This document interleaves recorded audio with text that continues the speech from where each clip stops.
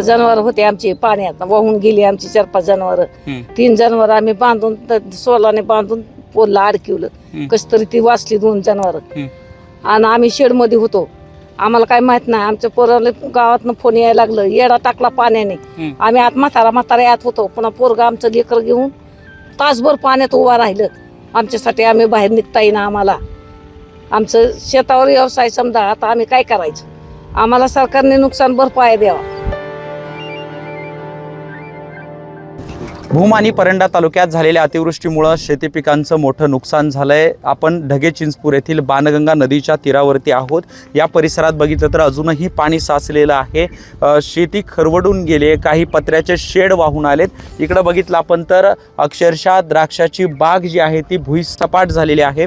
द्राक्षाच्या बागेचं फाउंडेशन पडलंय. झाडांचं नुकसान झालंय.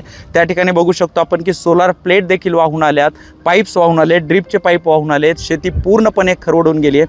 भुईसपाट झालेली शेती आहे. खरं तर अनेक गाया देखील दगावल्यात पत्र्याच्या शेडमध्ये. जिथं ज्या शेडमध्ये गोट्यात गाया असतील तिथं गाया देखील दगावल्यात. शेतकऱ्यांचं अतोनात नुकसान झालंय. आपल्यासोबत शेतकरी आहेत की मला सांगा काय नुकसान झालंय तुमचं?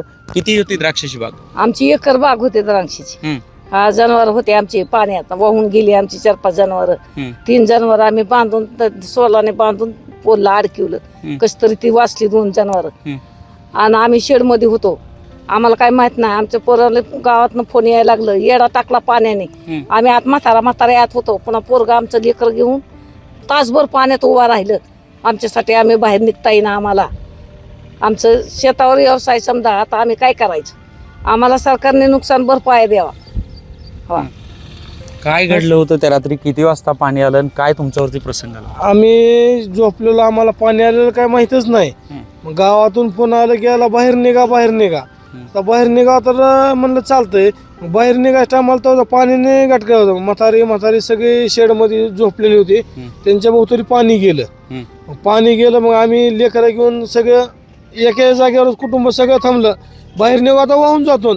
मग शेड मग म्हटलं शेड वाहून तर जायचं नाही ना आतरातून. मी बारकी लेकरं पाणी आता गुडघ्यापासून आलं. पाणी तटलं. ज्या टायमाला फुटलं तेव्हा खालनं रान वाहून गेलं. लेकरं आम्ही बारीक लेकरं म्हणलं खांद्यावर घेऊन बसू आपण थोडीवर तासभर बसलो. अर्धा तास बसलो. पुन्हा म्हणले विचारलं की कुठं? आम्ही म्हणलं शेडमध्येच आम्ही एक जागेवर वाहून जात नाहीत. पाणी काय खालनं निघून जात आहे. ते म्हणले बाहेर निघा तर पाणी चौकून घेरलं होतं पाण्याने. थांबू नका काय नका. मग सगळे आम्ही डायरेक्ट इकडे तिरका आपलं रोलला लागलो.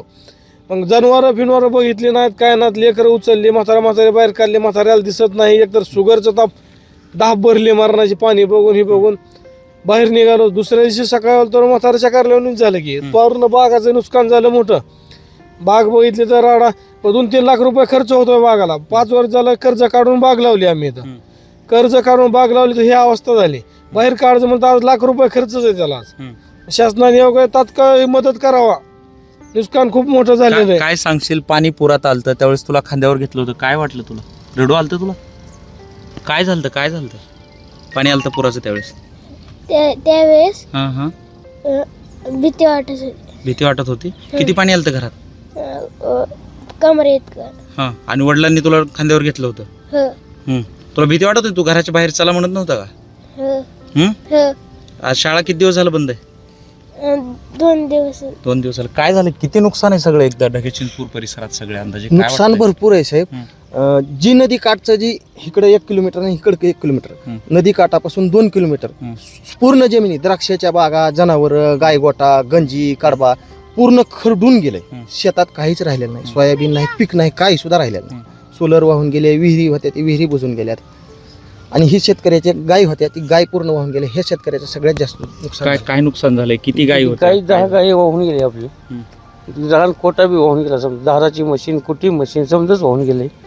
काय सगळा घर प्रपंच सगळा दुधाच्या व्यवसायावर चालू होता समजाच वाहून गेले. आज पाण्यात गेले समजाच. काय सांगाल सरकारला? सरकारला काय तात्काळ मदत करा म्हणणार आम्ही.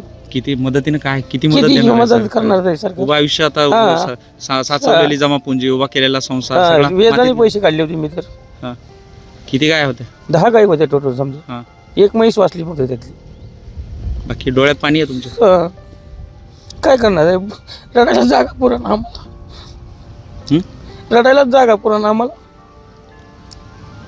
खरं तर तिथवर आमच्या वस्तूवर आणि कोण पोचले बी नाहीये खोट्या वस्तूवर आमच्या कोणी बघायला आलं हा, नाही? बघायला बी आलं नाही कोणाच कोणी पंचनामा करायला आलं पंचनामा नाही? करायला नाही कोणाच काल आलते की मंत्री इथं? मंत्री इथनच माघारी फिरले इथनच मंत्री माघारी फिरून गेले हा.